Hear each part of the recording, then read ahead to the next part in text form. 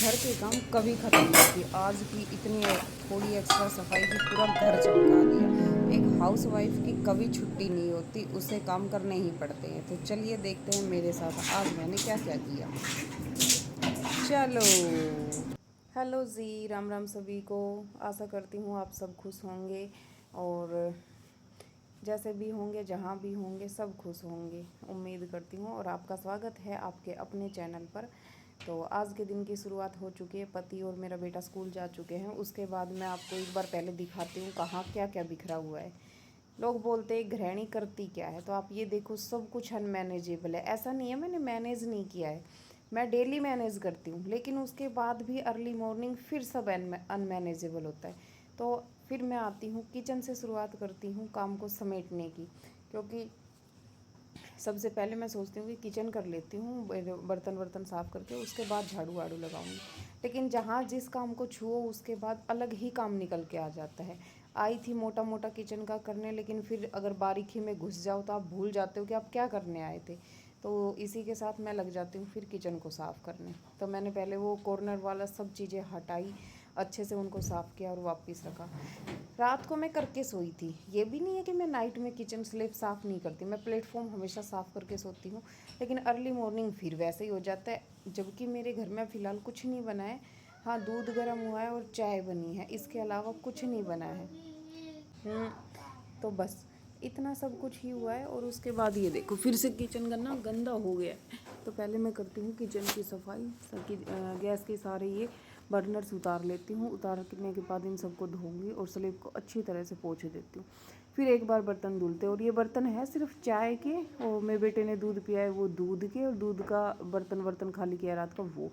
तो सब्जी मैं सुबह कट कर रही थी, लेकिन उन लोगों को जाना था तो मैंने बीच में ही उसको रख दिया था, तो फिर मैं इस सब्जी को भी कट कर देती हूँ। उसके बाद मैं आती हूँ दूसरे रूम में। तो ये टेबल पे मेरी बेटी ने बहुत कुछ बिखेर के रखा है, तो पहले मैं इसको संभालती हूँ। इससे मैं हर चीज़ें हटाती हूँ। इसका जो पेंसिल वेंसिल के डब्बे है उसमें वो डालती हूँ। अब मेरी जो सिलाई का सामान है वो सब एक बॉक्स में डालती हूँ। फिर ये इसका बॉक्स मुझे आता है नज़र, और इसमें देखो इसने क्या क्या कचरा भरा हुआ है। और इसने मेरी सारी सिलाई वाली ग्लू सूट चिपकाने की ख़त्म कर दी है। क्या करूँ मैं इस लड़की का। और अभी जब मैं ये वॉइस ओवर कर रही हूँ ना, तो मेरे पास खड़ी खड़ी मुस्कुरा रही है ये। तो फिर मैं इस डब्बे को अच्छे से कपड़ा लेके अंदर से साफ़ करती हूँ, और इसके टॉयज को भी मैं अच्छे से साफ़ करके रखती हूँ, क्योंकि ये भी मुझे ही देखना है। ये पता नहीं कहाँ मिट्टी में ले जाके कहाँ कहाँ खेलती है और बिखेर देती है। तो फिर ये लगे हाथ में इसको भी साफ़ कर देती हूँ। हालांकि मैं मन मन में सोच रही थी कि मैं लेट हो रही हूँ, फिर मैंने सोचा कोई नहीं, क्योंकि घर का एक एक कोना मुझे ही संभालना है, तो लेट भी हो रही हूँ तो कुछ तो काम अच्छा हो रहा है। ये टेबल पहले कितनी भरी पड़ी थी, फिर मैं इसको साफ़ कर देती हूँ। इसी के बाद फिर एक ये कॉर्नर भी रखा हुआ था, फिर मैं इसको भी आज अच्छे से साफ़ वाफ़ करके सब हटा देती हूँ। बहुत दिनों से ना ये दवाइयाँ बाहर पड़ी थी, तो मुझे लगता है कि इन दवाइयों को ना डब्बे में रख देना चाहिए। मैं दवाइयों को फेंकती नहीं हूँ, क्योंकि पता नहीं कब रात में बच्चा बीमार हो जाए, तो एक आध डोज तो होना चाहिए पेट दर्द, सर दर्द या बुखार फीवर वगैरह का, कि रात कम से कम रात तो निकाली जा सके। तो इसलिए मैं इन सबको इकट्ठा करके रखती हूँ। तो मैं इनको फिर टेबल पे मैं गीला कपड़े से मैं इसको पोंछती हूँ, क्योंकि इस पर धूल थी। साफ़ करते करते भी कहाँ से धूल आती है पता ही नहीं लगता है। पता नहीं सबके साथ ऐसा होता है या मेरे साथ ऐसा है। आप लोग ज़रूर बताना कमेंट करके कि आप लोगों के साथ भी ऐसा होता है क्या। और अगर आपको मेरी वीडियो थोड़ी बहुत भी अच्छी लगती है तो please like share and subscribe कर लेना।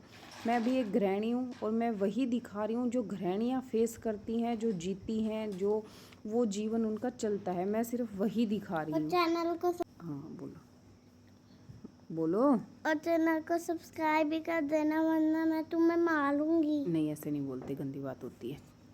तो फिर मैं लगाती हूँ सब कुछ सेट करने के बाद, क्योंकि आपको पता है जब तक आप घर सेट नहीं करोगे झाड़ू पोछा करने का कोई फ़ायदा नहीं है। एक बार उसको अच्छे से जब आप सेट कर लेते हो तभी झाड़ू पोछा करने में मज़ा आता है और एक गृहिणी को अच्छा लगता है। तो मैं सब कुछ करने के बाद फिर इस बड़े रूम की में झाड़ू लगाती हूँ, और बड़े रूम में झाड़ू लगाने के बाद फिर बारी आती है दूसरे रूम की, जिसमें मेरी गुड़िया सो रही थी। तो पति देव और बेटा नहीं है तो उनके जाने के बाद ही ये सब काम हो रहा है। और ये लोग जब बीच में घूमते हैं ना, तो छोटे घर में कुछ काम नहीं होता, इसीलिए ये छोटा क्वार्टर फिर इसमें कुछ नहीं हो पाता। या तो ये लोग आराम से सोए नहीं तब हो पाता, या ये लोग कहीं चले जाएं तब हो पाता है। और आपको पता है फौज की चारपाइयाँ कैसी होती है, वो नीचे से खाली होती हैं। तो यहाँ सब लोग सामान लेके बेड वेड तो नहीं लेके आते, फर्नीचर, तो इनके नीचे से भी नीचे घुस घुस के झाड़ू लगानी पड़ती है। देखो वो इस तरह खाली होती है और इनके नीचे ना सामान रखा होता है, हमारे ट्रॉली बैग्स टब वगैरह एक्स्ट्रा, जो क्योंकि ये चीज़ें बाथरूम में नहीं रख सकते हम टब को। तो मैं क्या करती हूँ, अपने कपड़े वॉश करके इसको चारपाई के नीचे रख देती हूँ, क्योंकि यहाँ 2 ही अलमारियाँ और 2 अलमारियों में आपको पता है कपड़े इतने ज़्यादा हो जाते हैं कि मैनेज नहीं हो पाते।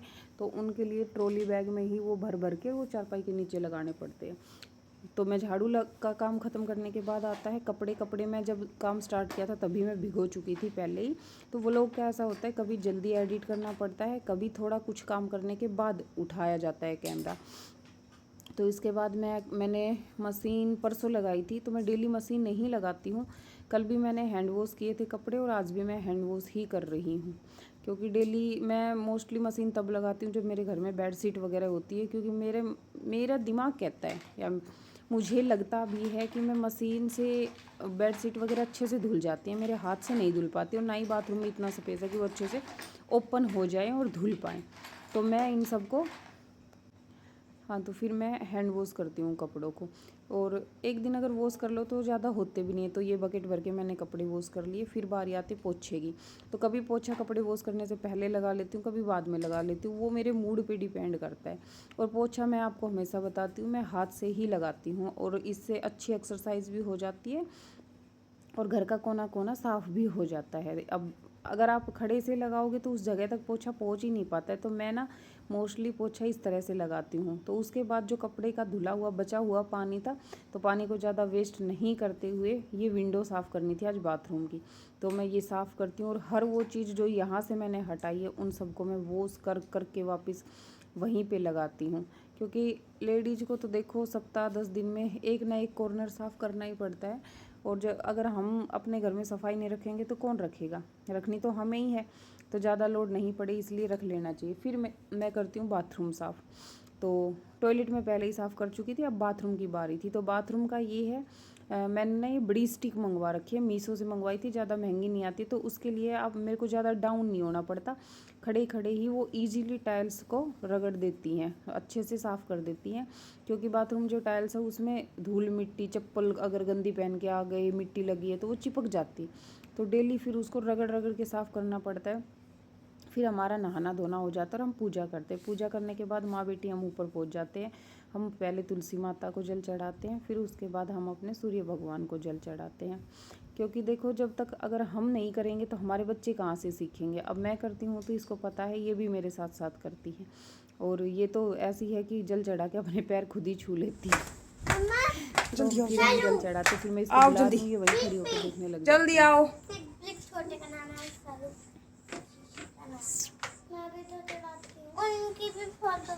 आप आ जाओ। फिर आने के बाद वही काम तो ख़त्म होने का नाम ही नहीं लेता। फिर याद आता है ये मटका भी भरना है, फिर मटका लगा देती हूँ मैं कैंपर के नीचे, क्योंकि आरओ का पानी हम बाहर से लेके आते हैं। हमारे यहाँ पे हमने आरओ नहीं लगवाया हुआ है, क्योंकि शॉर्ट टाइम के लिए जब रहना होता है तो क्या क्या फैसिलिटी लगवाओगे आप। तो आरओ आजकल है ही बाहर है, तो बाहर से आ जाता है। फिर सब्जी में तड़का लगा देती हूँ और आटा लगाने की तैयारी कर लेती हूँ। ये सब नहाने धोने के बाद की बात है, तब तक 11 बज चुके थे और 11 बजे तक मतलब लग रहा था कंटिन्यू। हाँ, बीच में एक मैंने शॉर्ट डाली है कि मैं ऐसे पोछा लगाते लगाते हस्बैंड का फ़ोन आ गया था कि मेरे को कुछ फ़ोटोज़ वगैरह सेंड कर दो, काम की थी उनकी। तो मैं बीच में फ़ोन लेके बैठ जाती हूँ, तो मैं पोछा ही भूल जाती हूँ, रील्स स्क्रॉल करने लग जाती हूँ। तो ऐसा किसके किसके साथ होता है ज़रूर बताना, क्योंकि ये बीमारी ना बहुत बेकार है रील्स स्क्रॉलिंग की। और फिर सब्ज़ी बना के फिर से सिंक में बर्तन हो गए। तो आप देख रहे हो मैं ना ये बर्तन शायद सेकंड टाइम मैं बर्तन साफ़ कर रही हूँ। अभी खाना वाना कुछ नहीं खाया है, बस जस्ट सब्जी के ऐसे करके थोड़े बहुत बर्तन फिर हो गए, मैं साफ़ कर देती। और उसी बीच आती है ये गुड़िया जो मेरे से नंबर मांग रही है। फिर मैं दही, फिर जब तक सब्जी बनी नहीं थी तो मैं सोचती हूँ चलो मैं मक्खन निकाल लेती हूँ।